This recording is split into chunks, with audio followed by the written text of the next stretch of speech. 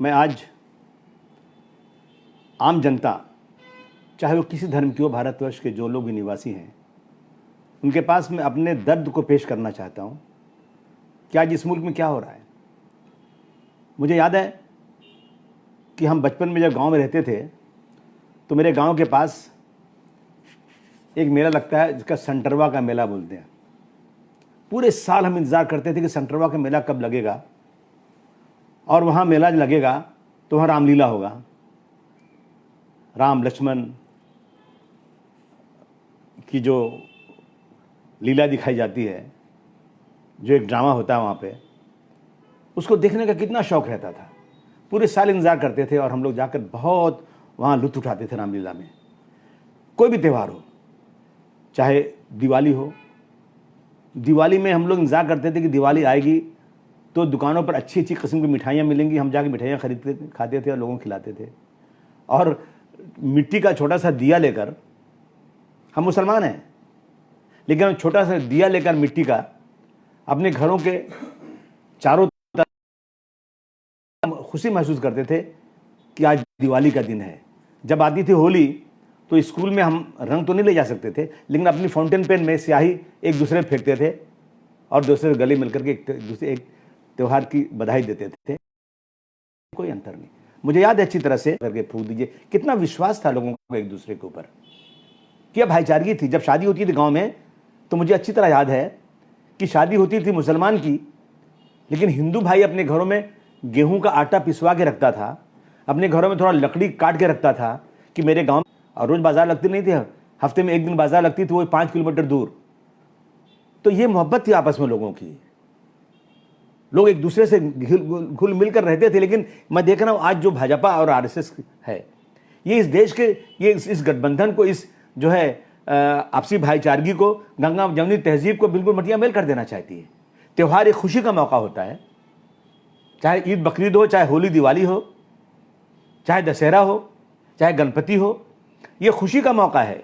लेकिन मैं देखता हूँ हर साल जब ये मौका आता है तो कहीं ना कहीं कुछ प्रॉब्लम खड़ा हो जाता है। अभी देखिए सुल्तानपुर शहर से 25 किलोमीटर दूर एक जगह इब्राहिमपुर वलीपुर है। इस साल दुर्गा पूजा जब हुई तो उसी दुर्गा पूजा के दिन ही 12 रबीउल अव्वल यानी रसूलुल्लाह का की वलादत यानी उनका जन्मदिन मनाते हैं मुसलमान, निकलते हैं, बड़ी खुशियाँ मनाते हैं। और हमारी दुर्गा पूजा में भी निकलते हैं भाई लोग। 9 अक्टूबर को मुसलमानों के जुलूस को पुलिस ने पूरी इजाज़त दिया इब्राहिमपुर वलीपुर में, इस रास्ते से जाना है आपको और यहाँ तक अपने जुलूस को ले जाना है। पुलिस साथ में रही, लेकिन मुझे अफसोस है कि कुछ भाजपाई, कुछ आरएसएस के कार्यकर्ताओं ने जुलूस को रोक दिया। ये सच्चाई है, मैं बहुत ही इंक्वायरी करने के बाद बोल रहा हूँ। नहीं जाने देंगे जुलूस, लेकिन पुलिस थी, पुलिस ने बहुत मदद किया कि नहीं, हमने परमिशन दिया हुआ है। पुलिस साथ साथ चल रही थी और वो जो है पुलिस ने इसको आखिर तक पहुंचाया और कुछ टेंशन था, ख़त्म कराया, बात ख़त्म हो गई। लेकिन दूसरे दिन फिर 10 तारीख को दुर्गा पूजा का जो जुलूस निकलना था तो पुलिस ने परमिशन दिया उनको, लेकिन जब जुलूस निकला तो पुलिस नहीं थी। हमेशा दुर्गा पूजा हो या ऐसी कोई भी धार्मिक त्यौहार होता है जिसमें जुलूस निकलता है, उसमें पुलिस आगे आगे चलती है, पायलटिंग करती है ताकि कोई रास्ते में प्रॉब्लम ना होने पाए। आप पता लगाइए, उस दिन पुलिस नहीं थी, जुलूस निकला वहाँ से, और जुलूस आगे जाने के बाद जहाँ मुसलमानों की मस्जिद थी और उसके बगल में स्कूल था, मदरसा था, वहाँ पर जुलूस रोक दिया गया। भाइयों, आप मेरी बात को कभी किसी धर्म के नाम पर मत देखिएगा, इंसाफ के नाम पर देखिएगा। वहाँ जुलूस को रोक दिया गया। जानते हैं कि अजान होती है, अजान अलाउड है।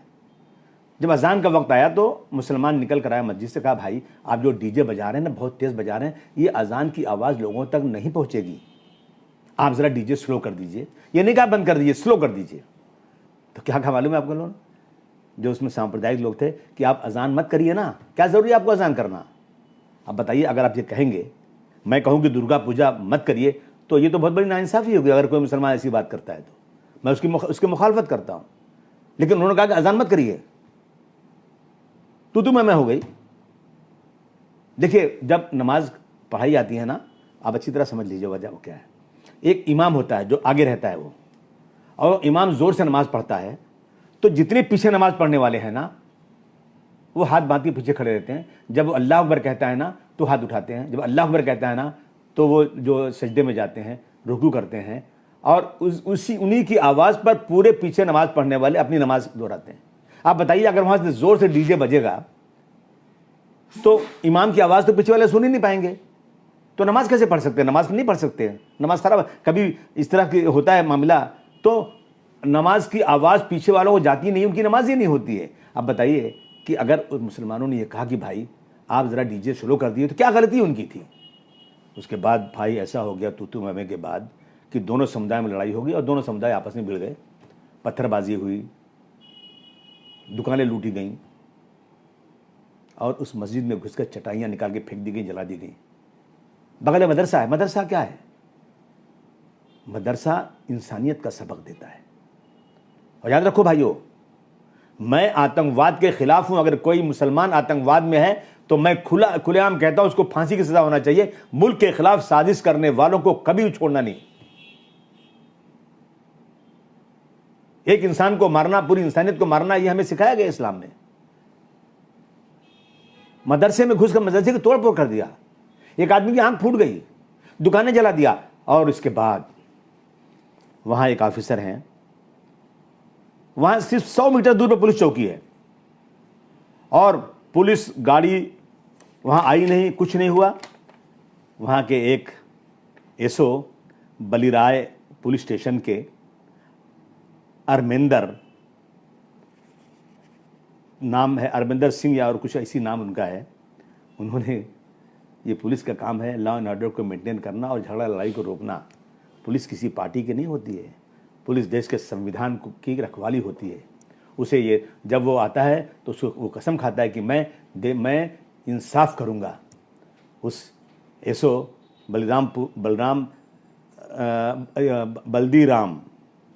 बल्दी राय शायद है पुलिस स्टेशन का नाम, एसो नाम थोड़ा शायद मुझे याद नहीं चल रहा। उन्होंने स्पीच किया माइक पर और कहा कि मैं चुन चुन कर लोग मारे जाएंगे, मुसलमानों को, और अब जो जिनके घर हैं इनके घरों को डिमोलिश किया जाएगा। एक पुलिस वाला जिसका काम लॉ एंड ऑर्डर को मेंटेन करना है, उसको लोगों को झगड़े लड़ाई से रोकना है, और वो पुलिस वाला कहता है कि एक एक को चुन चुन के मारेंगे और घर इनका सबका डिमोलिश कर देंगे। और क्या हुआ उसके बाद? 10-20 किलोमीटर तक जितने गांव थे ना, हर सब एक्टिव हो गए कि अब तो पुलिस हमारे साथ है, और चारों तरफ कुछ ना कुछ झगड़ा शुरू हो गया, लड़ाई शुरू हो गई। लेकिन प्रशासन ने उसको कंट्रोल किया, मैं कहूँगा ज़रूर।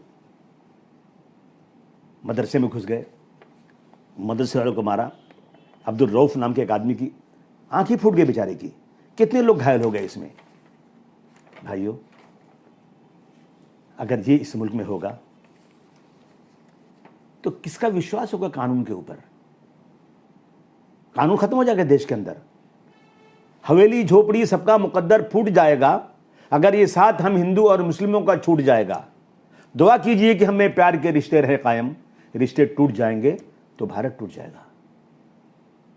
हम यही रोजी रोटी कमाते हैं, और सरकारों की जिम्मेदारी होती है जो समाज का जो कमजोर तबका है उसको मदद करो। हम कमजोर तबके के हैं, मदद करने के बजाय पुलिस वाला कहता है कि चुन चुन के मारेंगे। उसके बाद लोगों ने कोशिश किया कि हम जाएं पुलिस के पास रिपोर्ट लिखाएं, नहीं जाने दिया गया। जो लोग गए उनको भगा दिया गया, और FIR हुआ, उसमें सारे के सारे मुस्लिम बच्चे पकड़े गए।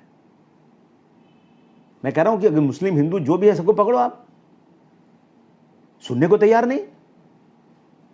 ये हो रहा है, एक भी गैर मुस्लिम को नहीं डाला उसके अंदर। 11 अक्टूबर को FIR हुआ, इसमें सिर्फ मुसलमानों को पकड़ा गया। मुसलमानों ने जमात इस्लामी, जमातुल उलमा, बहुत सारे लोग वहाँ पे मिलने की कोशिश की, प्रशासन ने टाइम नहीं दिया, बाद में टाइम दिया। SP साहब मिले, उन्होंने आश्वासन दिया कि हम कुछ करेंगे। मैं निवेदन करना चाहता हूँ कि जो लोग मस्जिद में घुसे, देखिए मंदिर में भी अगर कोई घुसा हो, गीता को भी किसी ने नुकसान पहुंचाया हो, मैं कहता हूं कि मस्जिद में घुसने वालों से ज्यादा उनको सजा दो। क्यों? कि इस्लाम में किसी मजहब के खिलाफ कार्रवाई करने के लिए इस्लाम ने बहुत सख्त ममानियत किया है। इस्लाम ने यह कहा है मुसलमानों से कि अगर तुम अपने पड़ोसी का ख्याल रखो, अगर तुम्हारे इलाके में कोई गैर मुस्लिम हो, कोई भी हो, अगर तुमने भरपेट खाना खा लिया, तुम अपनी इज्जत की ज़िंदगी गुजार रहे हो, तुमको ऊपर वाले ने इतनी दौलत दिया है कि तुम आलीशान ज़िंदगी गुजार सकते हो, लेकिन तुम्हारे पड़ोसी तुम्हारा, यानी पड़ोसी मतलब 40 घर आगे 40 पीछे, 40 दाएं 40 बाएं, अगर उसमें उनके पास खाने को नहीं है, तकलीफ है, और तुम आराम से ज़िंदगी गुजार रहे हो, तो तुम मुसलमान नहीं हो। ये मेरा मज़हब सिखाता है। मैं तो हमेशा मुसलमानों से अपील करता हूँ, अगर तुम रसूलुल्लाह को मानते हो तो रसूलुल्लाह के कहने को ही मानो। सच्चे मुसलमान हो तो रसूलुल्लाह के बताए हुए रास्ते पर चलो। और मैं आज गुजारिश करना चाहता हूँ तमाम मुसलमान को जो मेरी आवाज़ सुन रहे हैं, किसी से डर के नहीं, हम किसी से डरे क्यों? हम इस हिंदुस्तान में किसी की मेहरबानी पर नहीं रहते, चाहे मोदी जी हो, चाहे दुनिया का सबसे बड़ा ताकतवर आदमी हो, हम इस दुनिया में अल्लाह की मेहरबानी पर रहते हैं।